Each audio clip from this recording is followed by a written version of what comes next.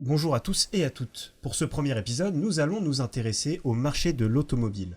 Comment se porte-t-il aujourd'hui? Quels sont les enjeux des professionnels du secteur? Et surtout, comment gérer au mieux les litiges lorsqu'ils surviennent? Pour en parler aujourd'hui avec nous, j'ai le plaisir d'accueillir Bertrand Boiron, expert de la Business Unit Motors chez Stellian Expertise Entreprise.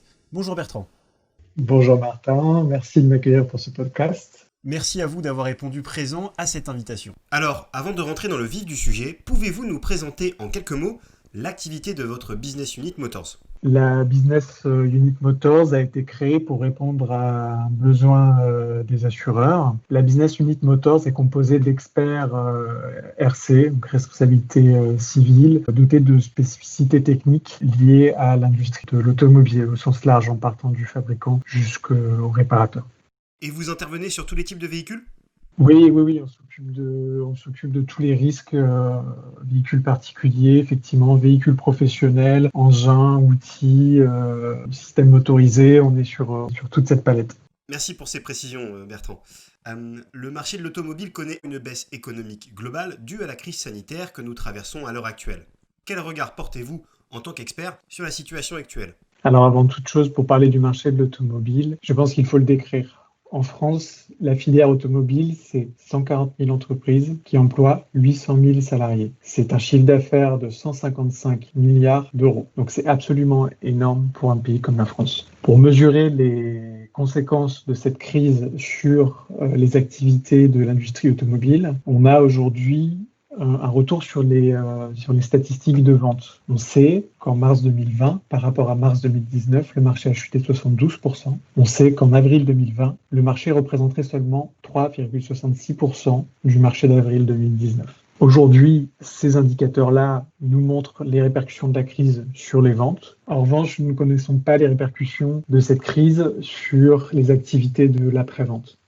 Alors oui, évidemment, c'est un chiffre qui s'explique par la situation de confinement que l'on a vécue en France, mais il s'agissait d'une période transitoire. Oui, ça redémarre tout doucement. Alors après, ce qu'on a pu voir sur ces statistiques d'assez positif, c'est que on voit aujourd'hui que le volume des ventes de véhicules électriques et hybrides continue à prendre des parts de marché sur les ventes de moteurs thermiques. On n'a pas encore les statistiques du mois de mai ni celles du mois de juin, mais il est assez probable que la crise sanitaire et les effets de l'arrêt d'activité humaine sur un plan écologique continuent de motiver les consommateurs à se diriger vers ces véhicules un peu plus propres. Très bien, et qu'en est-il du marché des professionnels? Pour eux, quel a été l'impact de la crise? Alors pour les véhicules professionnels, nous n'avons pas de chiffres précis pour le moment. Les filières proches de l'automobile se distinguent globalement en deux grandes familles. On a d'abord les véhicules et engins destinés au transport routier, au transport de marchandises. On peut y retrouver les poids lourds, semi-remorques, engins de manutention, etc.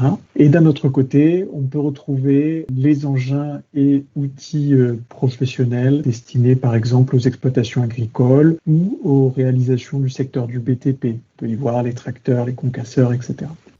Le secteur de la vente est celui qui a le plus souffert de cette crise, mais j'imagine que, dans une autre mesure, d'autres secteurs ont été affectés.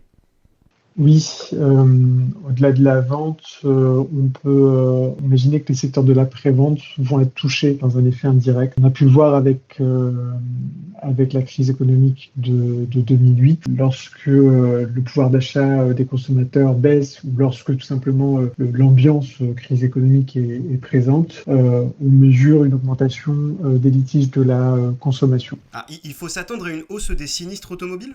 Exactement. Alors quand on parle de sinistre, on va plutôt parler de litige, de la consommation, plus que de sinistre automobile. On n'évoque pas les accidents de la route, ce genre de choses.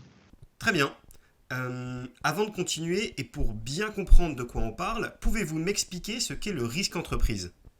Alors, le risque entreprise pour les professionnels, il est assez large. La plupart du temps, on va constater un risque contractuel, c'est-à-dire que le professionnel va être mis en cause parce que, à l'occasion d'un contrat, il n'a pas atteint une obligation contractuelle, il n'a pas vendu un produit, par exemple, conforme au contrat de vente. Voilà le type de risque auquel les professionnels sont exposés. Si on donne un exemple, On peut imaginer donc une réparation sur un circuit électrique d'un véhicule, réparation qui est peut-être pas bien exécutée, qui génère ensuite un court-circuit qui va occasionner un départ de feu en fonction du lieu dans lequel se trouve le véhicule. Ça peut être un parking souterrain, ça peut être une exploitation agricole, ça peut être un paquet d'endroits. Le feu peut se propager et générer des dommages très importants. Donc on peut avoir une responsabilité contractuelle d'un professionnel qui peut, dans certains cas, générer des dommages majeurs. Merci pour ce tour d'horizon, Bertrand. À présent, je voudrais que l'on s'intéresse de plus près aux leviers, aux moyens que les professionnels de l'auto ont à leur disposition pour gérer au mieux cette crise. Tout d'abord, je pense qu'il va falloir mettre le paquet sur les ventes pour limiter la casse cette année et pour essayer de rattraper un petit peu ces mois compliqués. Et sur le secteur de l'après-vente, il va falloir travailler sur la gestion de ces litiges qui vont donc risquer d'augmenter. La gestion de ces litiges, on peut travailler dessus à plusieurs niveaux, c'est-à-dire avant que le litige ne survienne, en travaillant plutôt sur de la prévention, sur la constitution des contrats, sur l'explication des contrats, peaufiner un petit peu ses bons de commande, ses conditions générales de vente, etc. pour avoir un produit ou une prestation vendue le plus clairement possible au client afin d'éviter toute forme de quiproquo et donc de situation d'incompréhension qui peut mener directement à la situation de litige. Et on peut gérer ensuite, lorsque le litige ne peut pas être évité, il y en a beaucoup quand même, bien gérer ce litige-là une fois qu'il est arrivé. Concrètement, comment un professionnel doit gérer un litige ? Généralement, les entreprises font appel à un proche partenaire qui s'appelle l'assureur, puisque les assureurs d'entreprise garantissent pour la plupart le risque entreprise, donc la responsabilité civile des entreprises, qui est souvent mise en jeu dans le cadre de litiges. Et l'assureur va généralement missionner des experts, s'il le faut, dans un cadre judiciaire, un avocat, pour assister à la fois ses clients et pour pouvoir aussi obtenir les réponses dont il a besoin pour pouvoir indemniser son client lorsque le client est responsable d'un sinistre. Pour être bien sûr de comprendre, Bertrand, l'expert dont vous parlez, il s'agit d'un expert automobile ? Alors, il y a tout un sujet parce que l'expert automobile, avant toute chose, c'est un titre, c'est un diplôme qui permet à un expert d'expertiser des voitures et de rendre des rapports de conformité en préfecture, etc. C'est assez particulier. Ensuite, on a le métier d'expert en responsabilité civile, qui est un métier bien particulier dans lequel l'analyse des relations contractuelles, l'analyse des régimes de responsabilité, etc. va permettre à l'expert de donner des informations très précises sur le risque entreprise, sur les garanties de responsabilité civile et les risques de responsabilité des entreprises dans le cadre d'un litige. Donc on a dans le cadre de ce genre de litige pour les entreprises des compétences multiples qu'il faut réunir pour pouvoir répondre au mieux à la problématique. Mais alors, dans la Business Unit Motors, vous êtes avant tout expert auto, expert RC, un peu des deux ? Alors voilà, c'est exactement ça, c'est un peu des deux. En fait, l'équipe se compose d'experts RC avant tout, des experts qui se sont spécialisés dans différents domaines pour pouvoir apporter des expertises de spécialité et des experts qui sont tous diplômés d'expertise en automobile pour avoir toute la légitimité d'intervenir dans quel que soit le contexte. C'est une offre assez originale puisque finalement, sur le marché de l'expertise, on a très peu de concurrents qui sont capables de proposer cette équipe d'experts RC spécialisés dans l'automobile avec une présence sur tout le territoire. La multiplicité des compétences, voilà ce qui va faire la différence à vos yeux. Dans ces conditions, il paraît presque indispensable de s'entourer de professionnels ou d'experts dont les compétences sont toutes variées.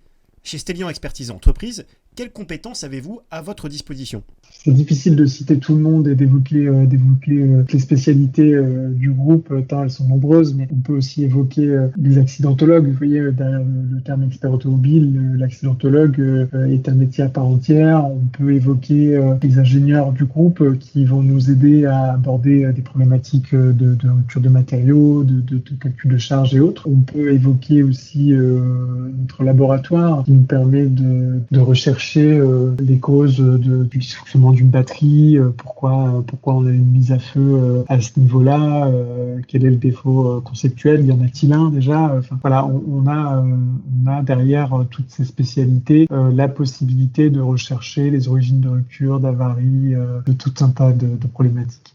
Comment procédez-vous avec vos clients assureurs ? Vous proposez des solutions dédiées à leurs spécificités ?